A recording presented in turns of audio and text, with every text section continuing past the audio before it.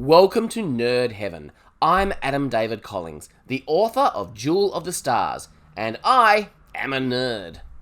This is the 59th episode of the podcast, and today we're talking about the Stargate Universe episode, Justice. The description on Gateworld reads, Colonel Young cedes command of the ship after he is implicated in the murder of a crew member. The episode was written by Alan McCulloch. It was directed by William Waring, and it first aired on the 4th of December 2009. One of the biggest adjustments the crew of Destiny are going to have to make, being so far from home, is eating alien food. They managed to find some vegetables on a planet that are chemically safe, but it all comes down to the all-important taste test.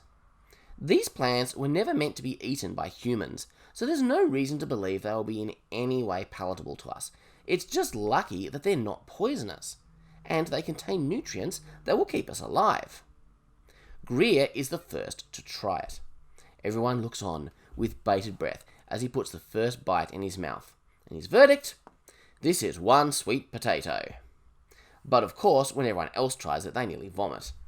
Greer is a tough guy military type. He's got the self-control to hold back his revulsion and pretend that it was all good. Not an easy feat, I would imagine. He makes a good point though. It will keep them alive. And that's when they notice that Spencer is supposed to be on kitchen duty. He's late for his shift. Our old friend Spencer. A jerk, no doubt about it. But he's been facing some very real mental health difficulties lately.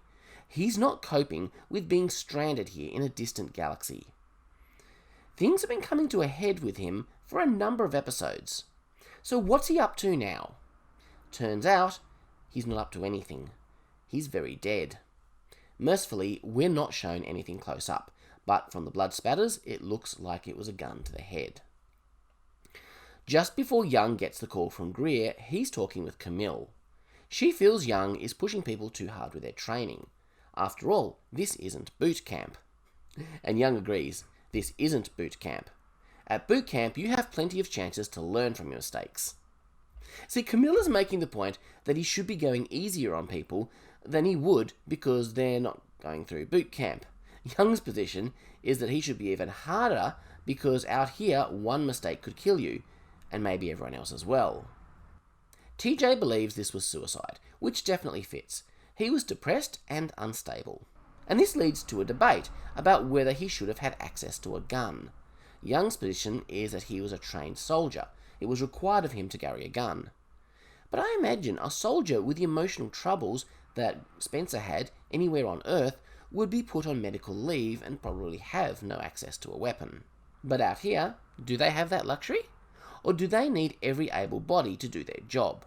Personally, I tend to think that Spencer should have been taken off duty, at least until a military situation that required him to act came up. But all this becomes moot when Greer says, it wasn't suicide. There's no gun in the room. Whoever shot him took the weapon. The thought that somebody on this ship could be a murderer is a truly shocking idea. One that is hard for Young and Eli to wrap their heads around. Rush points out that Spencer had no friends. Nobody liked him. He was involved in a bunch of confrontations and he was hoarding water and food. Nailing down just one person with sufficient motive could be a challenge. A bunch of people were playing cards together at the time. They can all corroborate each other's whereabouts. Young has no alibi because he was asleep in his quarters, so he's turning the investigation over to Scott, who was one of the card players. Most science fiction shows do a murder mystery story at one point. Whenever you do a story like this, you need to decide which character will play the role of the detective. On shows like Star Trek and Babylon 5, it tends to be the security chief. They're considered the police officer of the ship or station. Stargate Universe doesn't really have that role, but given the circumstances, Scott seems the logical option. I do like a sci-fi mystery story. Mystery is one of those genres that blends nicely with basically any other genre in existence. It's like salt. It adds to and enhances the flavour of everything else. And personally, the mysteries I enjoy most are those that are mixed with sci-fi or fantasy or a historical setting. taking the typical cozy mystery tropes and putting them in a place or time where you'd not expect to see them. I ate that stuff up. The primary focus is on finding the missing murder weapon. To that end, Scott is going to methodically search every room on the ship, starting with quarters. Most people want to be present when their quarters are searched, demonstrating the immediate lack of trust that everyone is feeling.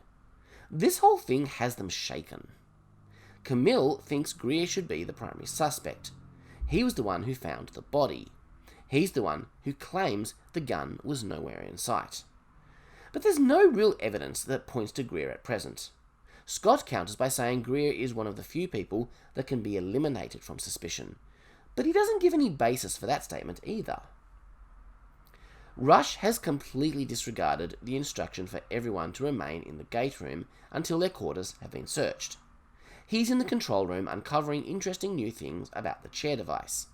He makes the extraordinary statement, "Obviously, Colonel, neither you or I have anything to do with this. I thought this would be an opportunity to still get some work done." At this point, I'd have to say that Rush has painted a big suspect sign on his back. Young makes a point of not needing to be present when they search his room. He's trying to show people that he trusts Scott and Eli to do their job. And that's when Eli finds the gun hidden behind a grate in Young's quarters. Scott is ready to say they found the gun in a storage locker. He has absolute confidence that Young is being framed. Eli is uncomfortable with this. I would be too. I'm not saying I believe Young was guilty. It seems pretty obvious that someone is trying to undermine his authority, but I'd be uncomfortable about subverting the proper process of law, whatever that means on a starship millions of light years from home. In the end, Young agrees with Eli. They have to be above board with this. He orders them to give the gun to Camille and tell her the whole truth. This also takes Scott out of the investigation. He can't be expected to investigate his immediate superior officer. So Ray is now in charge of the investigation. Young wants everything above board and out in the open. That may be the best way to uncover what's going on. Camille has talked to her IOA superiors and they have told her to hold a hearing. Young is going to have to defend himself and he expects Camille to come after him. The IOA want one of their own in charge and this is their best shot. They basically pulled the same thing with Atlantis a number of years earlier. The city started with civilian leadership under Elizabeth Weir, but after she was lost to them, Colonel Carter took over. But after 1 year, she went on to captain the starship Hammond, and the IOA finally got one of their own in charge, Richard Woolsey, famously portrayed by Robert Picardo from Star Trek Voyager. There seems to be this really uneasy peace between the IOA and the US military. Remember last episode, Camille's boss told her to create her own camp and try and wrestle control of Destiny from Young and Rush? Anyway, all of this is to say that Young needs a lawyer, and he picks Chloe. And I agree with his choice. She's the obvious candidate. She studied political science at Harvard, and while I'm sure there's a sizable gap between that and law, this trial is mostly politics anyway. He doesn't want Scott to do it because then it will look like the military versus the civilians. I don't blame Chloe for being hesitant about this. She isn't close to being qualified for this, but Young is right. She's his best hope. So now the episode changes from a mystery to a legal thriller. The first witness that Camille goes after is Franklin, who saw Young hold Spencer up against the wall last episode. Of course, he was defending Franklin at the time. As Franklin says, Spencer was out of control. Interestingly, Young leaves the hearing during this exchange. I guess there's no rule that says he has to be present. Volker and Rush remember a conversation where Young implied he might have to take drastic action in regards to Spencer if things didn't improve. But he didn't explain what drastic action meant. Rush is very interesting in how he answers the questions. He lays out exactly what he thinks Camille is trying to imply, that they're all better off without Spencer, and Young might have come to the same conclusion. He says that would be pure speculation, and he's having none of it. But as Eli says, that didn't stop him from saying it all out loud. Remember this moment. But let me ask you that question. Are the people on board Destiny better off without Spencer? From a purely practical point of view, maybe they are. He was a disruptive influence who caused nothing but problems. But he was a human being, and as such, his life had incalculable value. So in my opinion, no, they cannot be considered better off without him. He was one of their own, who was an unbelievable jerk, but he was suffering and struggling, and he needed help. And now he's dead. And we finally get confirmation that the tablets Spencer were taking were sleeping tablets. He might have been addicted, which could have led to suicidal tendencies. Poor TJ wishes that she'd known. She might have been able to help him. This is a good reminder to all of us that we should be checking to see that our friends are okay if we see anything that concerns us. But Chloe reminds us all of something that's been conveniently pushed aside and forgotten. Other than the missing gun, all other evidence points to Spencer's death being suicide. TJ confirmed this earlier. Camille gets a bit touchy when she realises that Chloe is taking her job seriously. It's like she expects Chloe to just roll over and play along with her because they're both civilians, and obviously Young is the bad guy here. In Camille's mind, what she's trying to do is get to the truth because they can't afford to have an unsolved murder. Maybe that's her job, but Chloe's job is to represent her clients to the best of her ability. Personally, I think that Camille is a bit out of line here. Camille wants to gather all the evidence and then have everyone on board cast their vote for innocence or guilt. Greer is ready to storm the hearing and end it by force, and many of the other military are with him, but Scott and Young talk them down. In the end, none of it is necessary. Young and Camille have an agreement. She'll call an end to the hearing for lack of evidence, and he'll stand down as leader. She'll be taking over from now on. So the IOA have what they wanted, one of their own in charge of the ship. Rush is looking very cheerful when he goes to offer his congratulations to Camille on her new position. He says he wants control over his science team, but is happy to report to her. And then, the very next shot, the door opens on the alien chair device. So suddenly Rush has all the authority to put somebody in the chair. That's what he wanted all along. He has his whole team meeting him here. He's trying to convince them that this chair, as an earlier version, is likely to be safer than the one that almost killed O'Neill. But I love how Eli points out that the 1.0 version is usually the buggiest. He stops short of asking for a volunteer, but he puts it out there. Scott isn't happy about any of this. As far as he is concerned, Young is still his commanding officer. Young comments that he won't rule this ship by force. If the people don't have confidence in him, he's not going to throw his weight around and lay down the law with his gun. In the end, Franklin is the one to take the plunge and sit in the chair. He sends Eli off to get him some food, and then he sits in it. It really doesn't look healthy. It drills holes into your head. Franklin was convulsing until they removed him from the chair, and now he's in a coma. Things get pretty heated between Young, Rush, and Camille. Scott's had enough. He wants Eli to find evidence in the Kino records of who is framing Young. It's at this point when Destiny drops out of FTL. They've got a gate connection to a planet. A team goes through to explore. Volker and a couple of no-names. And they spot a crashed spaceship. Rush is excited. I would be too. This is the first sign of intelligent life that they've found in this galaxy since they arrived on Destiny. And I love how this show kind of just draws that out a bit, and when it finally reveals its first connection to aliens, you feel that excitement. You know what I mean? But before Young can get to the gate room, Young grabs him. Eli has found something. It's a suicide note recorded on a Kino.